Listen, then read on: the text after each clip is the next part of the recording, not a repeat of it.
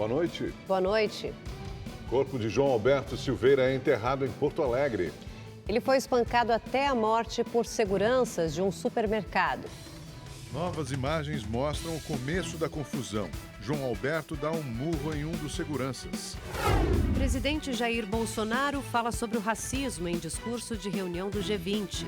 Como homem e como presidente, me enxergo todos com as mesmas cores, verde e amarelo.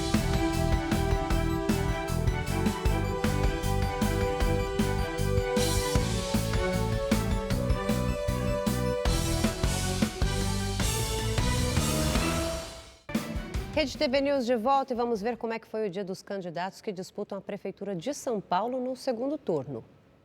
O candidato Bruno Covas, do PSDB, começou o dia caminhando pelo comércio de Parelheiros, na zona sul da capital, ao lado do vice Ricardo Nunes. A ex-prefeita de São Paulo, Marta Suplicy, também participou do ato de campanha. Marta tem 75 anos e faz parte do grupo de risco da Covid-19. Ela ficou isolada em um carro com paredes de acrílico. Bruno Covas tirou foto com apoiadores e falou sobre as propostas para alavancar o turismo. Aqui em especial você tem um polo de ecoturismo que ainda precisa ser muito fomentado. Tem um trabalho ainda incipiente para poder trazer os turistas para cá. Nós retomamos um ponto da prefeitura aqui para poder fazer atendimento a turista aqui nessa região. A primeira visita do dia do candidato Guilherme Boulos, do PSOL, foi à comunidade Heliópolis, também na Zona Sul. A vice, Luísa Erundina, acompanhou a bordo de um carro com paredes de acrílico. Boulos falou sobre o déficit habitacional. Eu recebi aqui hoje uma carta aqui da comunidade com as suas reivindicações. Me comprometi com o conjunto das reivindicações, né, incluindo a construção de moradias populares que está parada. Tem obras inacabadas para construir moradia aqui no processo de Heliópolis. À tarde, Boulos fez uma caminhada por Paraisópolis, onde conversou com eleitores e posou para fotos. Foi enterrado hoje o corpo de João Alberto Silveira Freitas, de 40 anos, que foi espancado até a morte por seguranças de uma unidade do supermercado Carrefour, em Porto Alegre. Amigos e familiares se reuniram para se despedir de João Alberto Silveira Freitas. O enterro aconteceu por volta do meio-dia no cemitério São João, na zona norte da capital gaúcha. Beto, como era conhecido, deixou a mulher, com quem pretendia oficializar a união em dezembro, e 4 filhos. O pai dele, seu João Batista, espera encontrar conforto na resposta da justiça. A vida do meu filho não vai voltar de novo.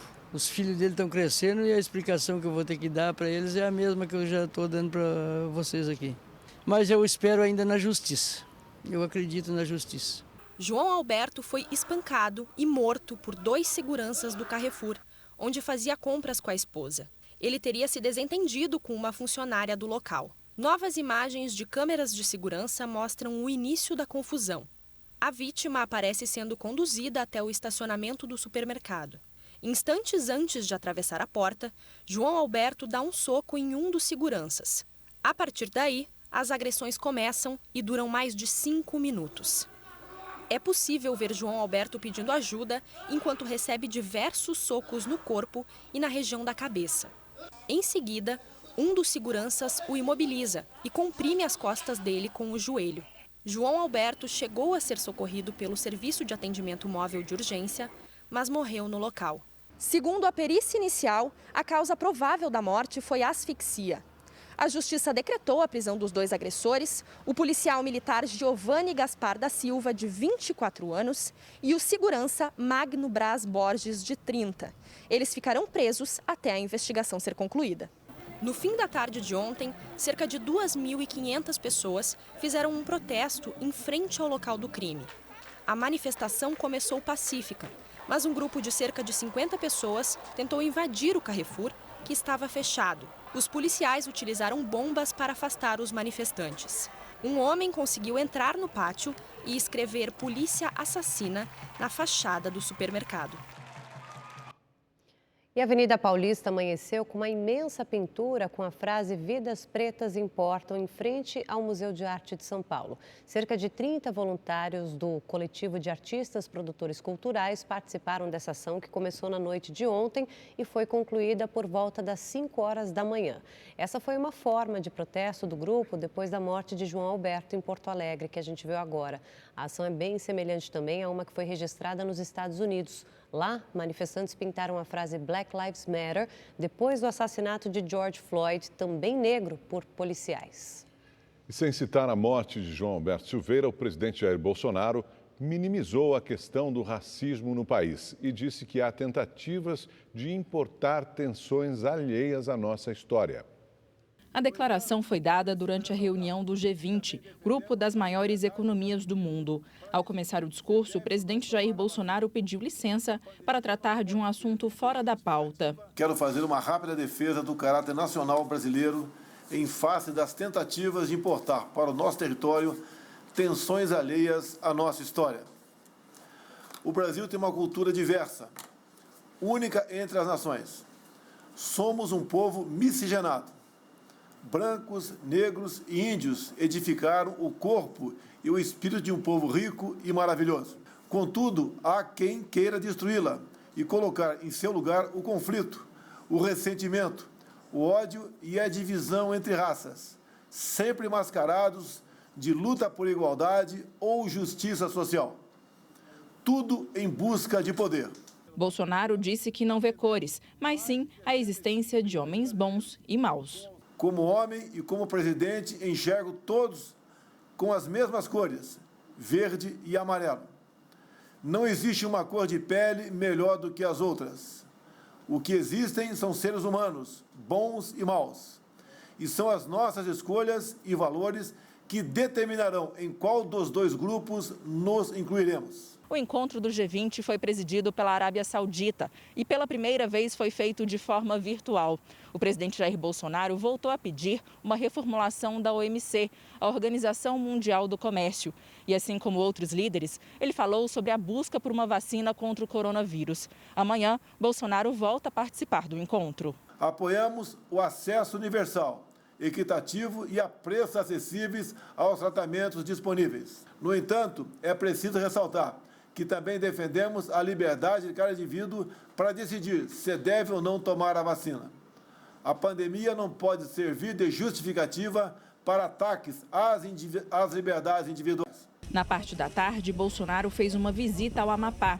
O estado enfrenta uma crise energética há 19 dias. Ele visitou 2 subestações em Macapá, a capital do estado, e ativou 2 geradores termoelétricos que devem garantir 20% do abastecimento de energia. Bolsonaro ainda anunciou que deve assinar nos próximos dias uma medida provisória isentando os moradores do estado da conta de luz de novembro.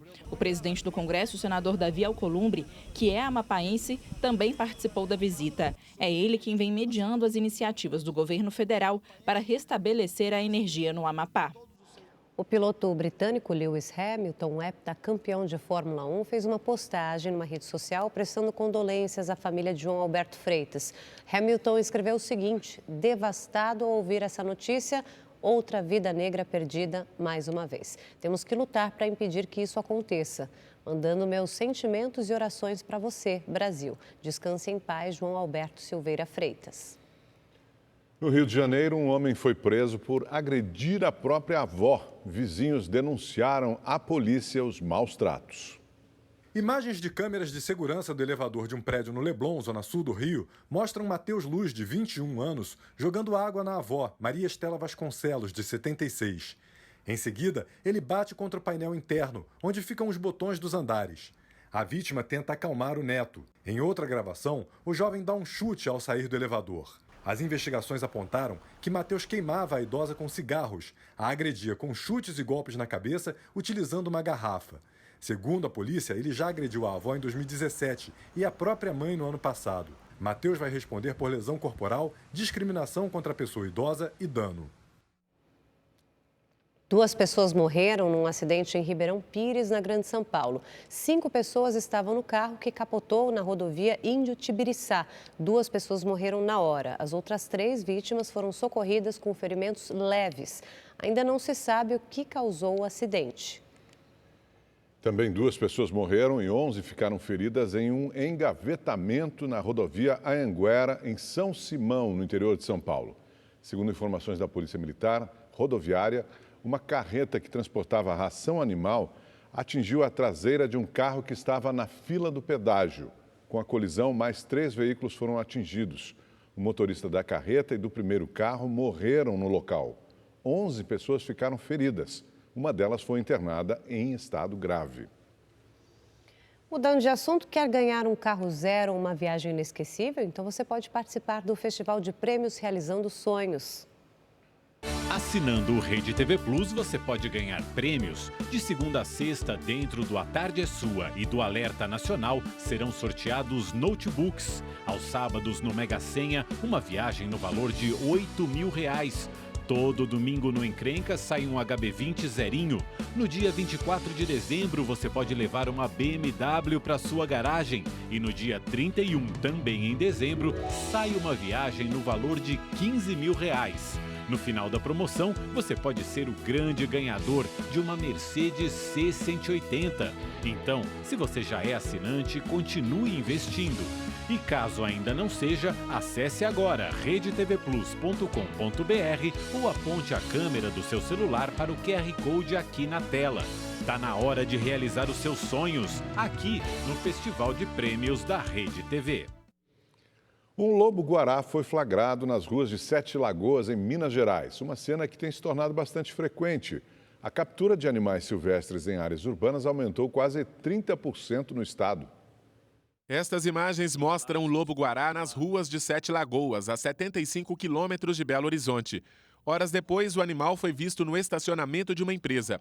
Ele estava bastante agitado e assustado. Os bombeiros e a polícia ambiental capturaram e soltaram o lobo-guará em uma mata afastada da cidade. De acordo com o Corpo de Bombeiros aqui de Minas Gerais, o número de animais silvestres capturados em centros urbanos é quase 30% maior nesse ano na comparação com 2019. Reflexo principalmente do desequilíbrio ambiental. Com a redução de áreas de preservação, os bichos buscam água, alimentos e abrigo em outros ambientes. Recentemente, outro lobo-guará foi resgatado dentro do banheiro de uma casa e uma onça-parda no quintal de uma residência. Ano passado, quase 5.000 animais de 20 espécies diferentes foram devolvidos à natureza pelos bombeiros de Minas Gerais. Essas queimadas nos parques acabaram fazendo com que esses animais fugissem, se sentissem acuados, e aí eles acabam invadindo, entre aspas, o ambiente urbano, que na verdade eles acreditam que é uma extensão do ambiente natural deles. Os desmatamentos também preocupam. Segundo o Instituto Nacional de Pesquisas Espaciais, 2 cidades mineiras estão entre as 10 que mais perderam áreas de Mata Atlântica no país. Então esses animais começaram a fugir dessas áreas, fugir do incêndio, do perigo, do risco de morte, para procurar nos centros urbanos abrigo novamente. Em Belo Horizonte, as capivaras e os jacarés da Lagoa da Pampulha se adaptaram ao ambiente urbano e são velhos conhecidos dos frequentadores da orla. Então, as 3 palavrinhas que eu costumo dizer é conhecer, preservar e amar. A gente tem que promover isso também. A nossa parte a gente tem que fazer como cidadão também. É isso aí. Vamos agora aos números da Covid-19 aqui no Brasil. O país atingiu nesse sábado a marca de 5.429.000 recuperados da doença. Outras 454.000 pessoas permanecem em acompanhamento e até o momento já foram registradas aí mais de 168.000 mortes provocadas pelo vírus.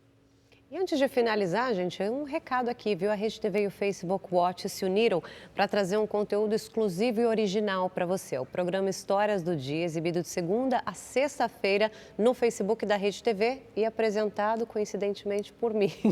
Bom, lá você encontra vídeos dos mais variados temas, tem saúde, cultura, comportamento, curiosidades, enfim. E toda sexta-feira tem live às 21 horas no Facebook da Rede TV. Vai me seguir, hein, Augusto? Claro, Érica, muito legal. O Rede TV News fica por aqui. Agora você acompanha o programa Operação de Risco. Uma boa noite para você também.